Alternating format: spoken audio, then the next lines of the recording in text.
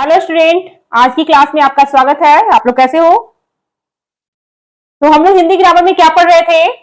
रस एंड उसके भेद, है ना। कल मैं आपका उसका परिभाषा बताई थी एंड उसके भेद जो प्रकार हैं उनके नाम भी बताए थे। तो चलिए आज उसके बारे में डिटेल्स में जानेंगे। रस के कितने भेद हैं, है ना। तो रस के प्रकार कितने हैं स्टूडेंट? 11, है ना। कितने हैं? 11। तो चलिए आज हम उसके बारे में जानेंगे। तो सबसे पहला रस का नाम क्या है? सिंगार रस। क्या नाम है? सिंगार रस। तो चलिए उसके बारे में जानते हैं और उसकी परिभाषा और एग्जाम्पल को जानेंगे। तो चलिए तैयार है आप लोग? तो चलिए क्लास को स्टार्ट कर रहे हैं। क्या पढ़ने वाले हैं? रस के भेद। तो सबसे पहला है श्रृंगार रस। क्या है? श्रृंगार रस, है ना। श्रृंगार रस किसे कहते हैं? तो श्रृंगार रस के को काव्य और साहित्यों में, है ना। श्रृंगार रस को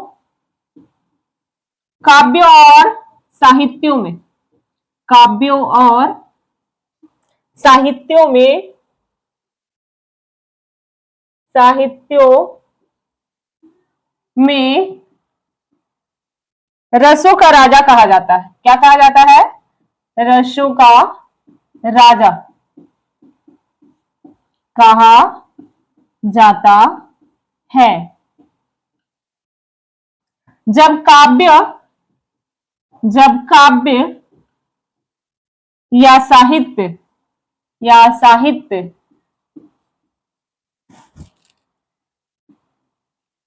में नायक और नायिका जो होती है ना, में नायक और नायिका, इंग्लिश में हम लोग इसको क्या बोलेंगे? नायक को एक्टर एंड नायिका को एक्ट्रेस।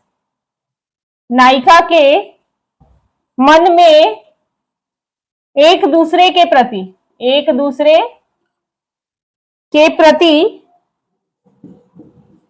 प्रेम, अनुराग या आकर्षण का जो भाव होता है, आकर्षण का भाव उत्पन्न होता है,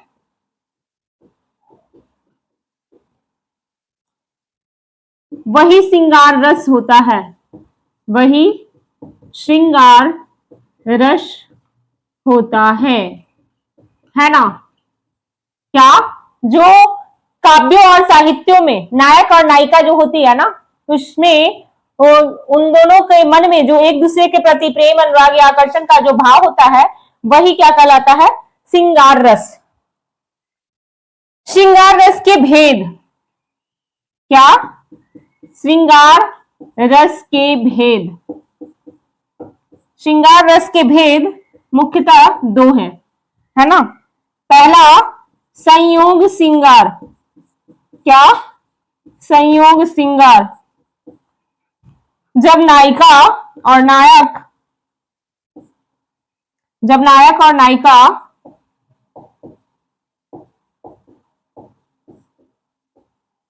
के मिलन बातचीत, दर्शन या प्रेमपूर्ण चेष्टाओं का वर्णन मिलता है तो वहां संयोग श्रृंगार रस होता है। जैसे क्या? जैसे बदरस, लालच, लाल की,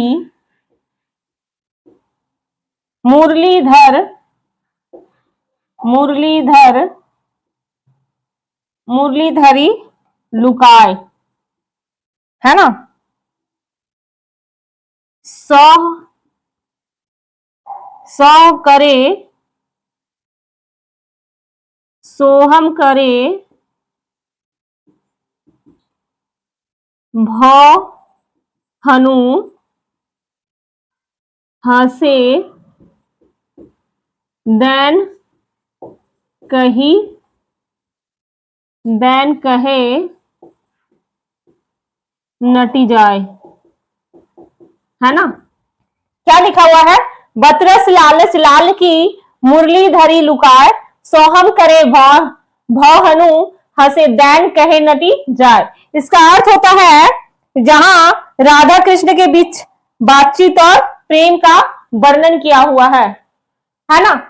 यहाँ पे राधा कृष्ण के बीच का प्रेम का क्या किया हुआ है? वर्णन किया हुआ है ना? तो चलिए आगे बढ़ते हैं। दूसरा है श्रृंगार रस का दूसरा भेद का नाम क्या है? वियोग। क्या? वियोग या विप्रलभ। श्रृंगार, है ना? इसमें क्या होता है? जब नायक और नायिका जब नायक और नायिका एक दूसरे से दूर होते हैं और उनके अलग होने के दुख या विरह का वर्णन होता है। विरह का वर्णन होता है। तो वहां वियोग श्रृंगार रस होता है ना? वियोग में जैसे क्या रहे? हे खग मृग, हे मधुकर श्रेणी। है ना? तुम देखी सीता मृग नैनी। यहां पर सीता जी के हरण के बाद श्री राम का विरह और दुख का वर्णन किया गया है ना? यहाँ पर किनका वर्णन किया गया है? जब सीता माता का हरण हो जाता है उसके बाद उनके विरह और दुख का वर्णन किया गया है ना? तो ये था क्या? वियोग या प्रलंब श्रृंगार रस, है ना? इसमें किस चीज का वर्णन होता है? दुख या विरह का। तो चलिए आगे बढ़ते हैं। अब है श्रृंगार रस। क्या? श्रृंगार रस के अवयव जिसमें क्या था? अस्थाई भाव क्या है इसका? रति प्रेम, है ना? अस्थाई भाव क्या था? रति प्रेम। मैं आप लोग को शॉर्टकट में लिखाई थी। फिर उसके बाद था आलंबन विभव। नायक और नायिका का प्रेम, है ना? फिर है उद्दीपन विभव। तो सुंदर वातावरण क्या होता है? सुंदर वातावरण या चांदनी रात, एकांत स्थान, कोयल का कूकना या उपवन। इन सब में ये सब जगहों में क्या होता है, उद्दीपन का विभव होता है, यानी कि प्रेम को और बढ़ाता है। फिर है अनुभव। अनुभव, अनुभव में क्या है, तो मुस्कुराना, मुस्कुराना, कटाक्ष, गले मिलना, गले मिलना या लज्जा, है ना, ये सारे चीज हैं। अस्थाई विभाव रति, और आलम्बन विभाव नायक नायिका का प्रेम, और उद्दीपन विभाव में सुंदर वातावरण, चांदनी रात, एकांत स्थान, कोयल का कूकना, उपवन, और अनुभव में तो मुस्कुराना, कटाक्ष, गले मिलना, लज्जा। तो समझ में आ गया आप लोग को श्रृंगार रस। तो चलिए अब आगे बढ़ते हैं। दूसरा क्या है बच्चों, वीर रस।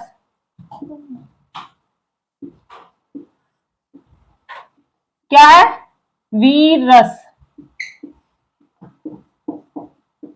वीर रस, दूसरा आपका क्या है, वीर रस। यह रस काव्य के मुख्य रसों में से एक है। यह रस काव्य के मुख्य रसों में एक है। जब किसी काव्य को पढ़ने सुनने या किसी दृश्य को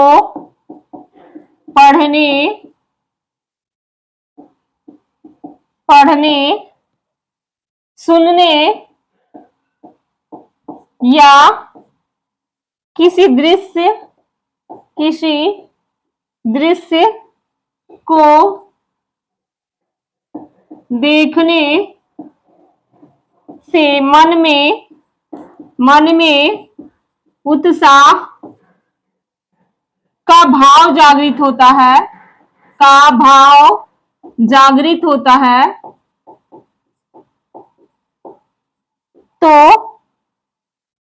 तो वहां वीर रस की उत्पत्ति होती है। वीर रस की उत्पत्ति होती है ना।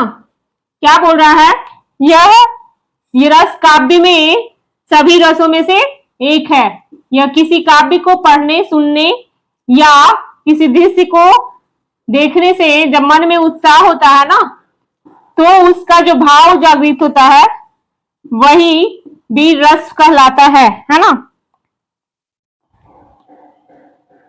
जैसे युद्ध, क्या है, युद्ध, कठिन कार्य,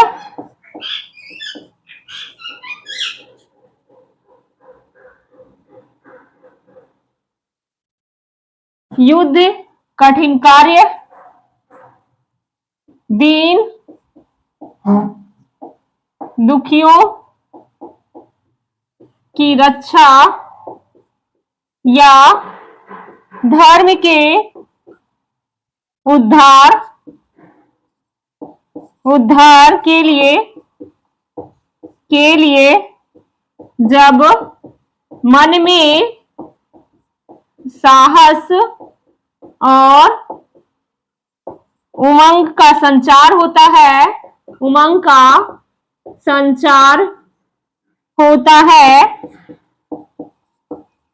तब वीर रस प्रकट होता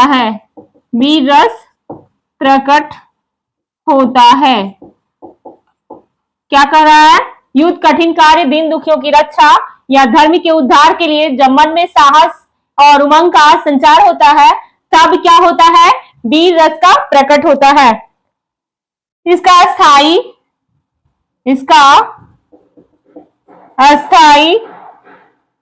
अस्थाई भाव उत्साह है ना। क्या है, उत्साह है।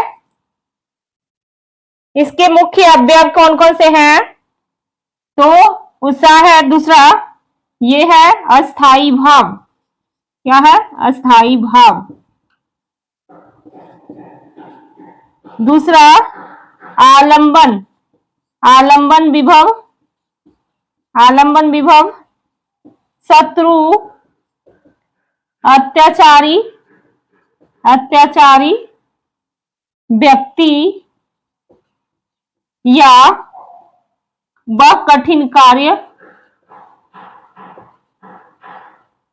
जिसे पूरा करना है, जिसे पूरा करना है। ये हो गया आलंबन विभव। तीसरा उद्दीपन। उद्दीपन विभव, उद्दीपन विभव कौन सा है? तो शत्रु की ललकार, शत्रु की ललकार, रणभेरी, रणभेरी का बजना और शंखनाद, शंखनाद या शत्रु का अहंकार, शत्रु का अहंकार। तो समझ में आई बात? इसका स्थायी भाव क्या है? उत्साह है। दूसरा आलंबन विभाग, तो शत्रु अत्याचारी व्यक्ति या वह कठिन कार्य जिसे पूरा करना हो। उद्दीपन विभाग, तो शत्रु की ललकार, रणभेरी का बजना, शंखनाद या शत्रु का अहंकार। चलिए और आगे बढ़ते हैं। अब है उद्दीपन विभाग के बाद क्या है? अनुभाव। क्या है? अनुभाव। गर्जना करना, गर्जना करना, भुजाएं फड़काना। क्या है? भुजाएं फड़काना, है ना। आंखें लाल होना, आंखें लाल होना और गर्व से बातें करना, गर्व से बात करना, बात करना। और फिर है संचारी भाव। संचारी भाव भी इसमें है। उग्रता, है ना, एग्रेसिव होना, गर्व, प्राउड फील करना, हर्ष यानी खुश होना, चपलता और उत्सुकता, क्यूरियोसिटी, है ना, क्यूरियोसिटी। फिर इसके हैं वीर रस के भेद। वीर रस के भी प्रकार है। कौन कौन सा देखिएगा।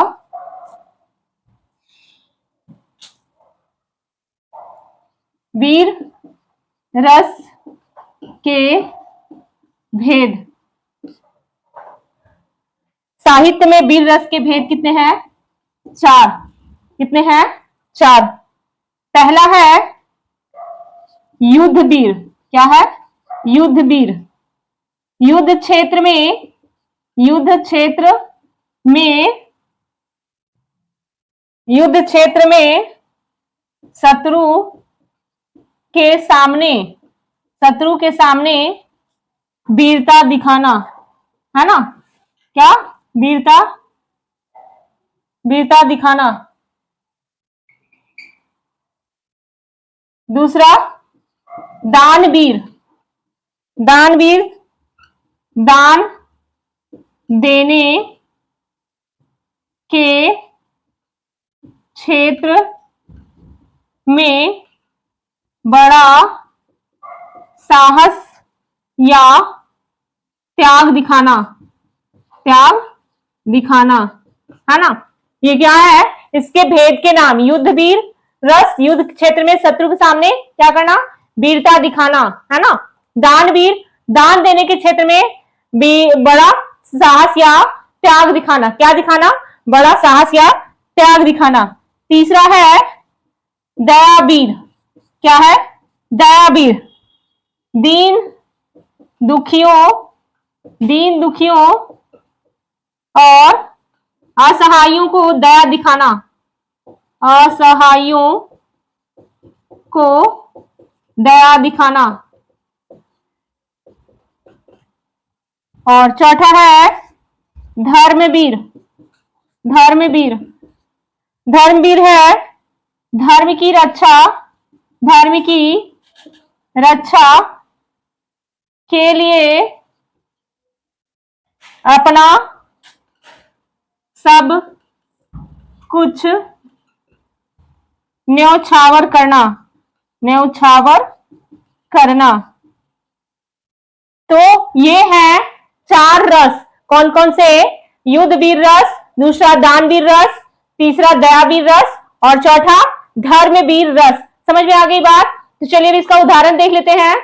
नहीं हुएगा उदाहरण इसका, देखिए प्रसिद्ध उदाहरण देख लेते हैं।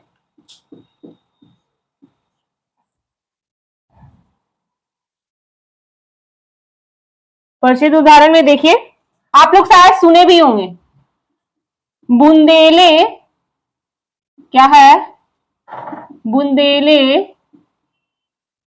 हर बोलो के मुंह हमने सुनी कहानी, हमने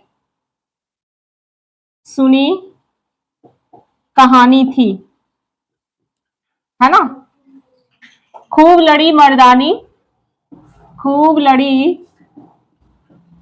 मर्दानी, वह तो झांसी वाली रानी थी, वह तो झांसी वाली रानी थी।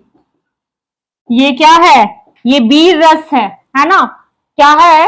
वीर रस है। इसमें किस चीज का वर्णन किया गया है? तो झांसी की रानी लक्ष्मीबाई के वीरता के बारे में वर्णन किया हुआ है ना। क्या बोल रहा है? बुंदेले हर बोलो के मुंह हमने सुनी कहानी थी, खूब लड़ी मर्दानी, वह तो झांसी वाली रानी थी। आप लोग के बुक में ये कविता होगा, है ना। फिर है दूसरा, वीर तुम बढ़े चलो, वीर तुम बढ़े चलो,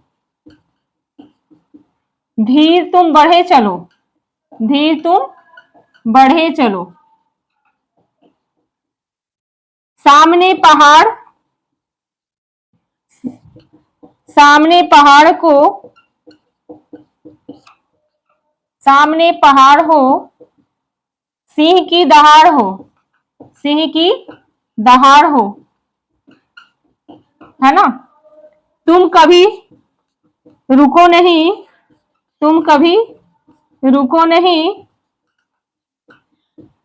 तुम कभी झुको नहीं, तुम कभी झुको नहीं। ये भी आपका बुक में है। क्या? वीर तुम बढ़े चलो, धीर तुम बढ़े चलो, सामने पहाड़ हो, सिंह की दहाड़ हो, तुम कभी रुको नहीं, तुम कभी झुको नहीं। ये भी आपका वीर रस है ना। क्या है? ये भी आपका वीर रस का उदाहरण है। इसमें भी वीरता का ही वर्णन किया हुआ है ना। तो इस तरह से आपका वीर रस खत्म हुआ। अब आपका आगे आएगा वीर रस के बाद हास्य रस, तीसरा रस। तो आज के लिए ये टॉपिक को यही खत्म करते हैं और आज की क्लास को भी यही समाप्त करते हैं। हम नेक्स्ट डे नेक्स्ट टॉपिक के साथ आएंगे और उसको भी हम इसी तरह से वर्णन और एग्जाम्पल के साथ पढ़ेंगे। तो आप लोग बताइएगा कि हमारा वीडियो कैसा लगा, कमेंट में जरूर बताइएगा, है ना। और हमारे चैनल को सब्सक्राइब कीजिएगा, वीडियो पे लाइक कीजिएगा और ज्यादा से ज्यादा इस वीडियो को शेयर कीजिएगा। तो हम मिलते हैं नेक्स्ट डे नेक्स्ट टॉपिक के साथ। अभी तक के लिए धन्यवाद।